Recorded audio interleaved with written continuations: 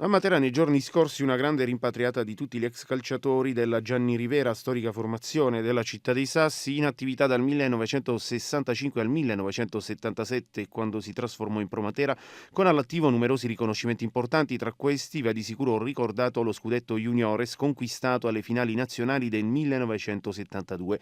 La splendida serata, a cui hanno partecipato circa 70 ex calciatori, ha preso il via nei locali dello storico fondatore del sodalizio Vincenzo Epifania, dove sono esposte oltre un centinaio di fotografie di tutte le formazioni della Gianni Rivera e vi è anche la teca con i trofei conquistati dalla società. Terminata la prima parte della coinvolgente ed entusiasmante serata, il gruppo si è trasferito per la cena, presenti tra gli altri Franco Selvaggi, che nella Gianni Rivera ha mosso i suoi primi passi da calciatore prima di trasferirsi alla Ternana in Serie A, Walter Chisena, che in seguito giocò nel Matera in Serie C, lo storico capitano Piero Locapo ed il portiere Belisario Moliterni, tutti ex rossoneri, questi i colori sociali della Gianni Rivera. A fine serata, taglio della torta e una targa ricordo personalizzata per ogni partecipante a suggellare una meravigliosa festa rievocativa di un periodo d'oro del calcio materano fatto di valorosi talenti locali cresciuti nei vivai.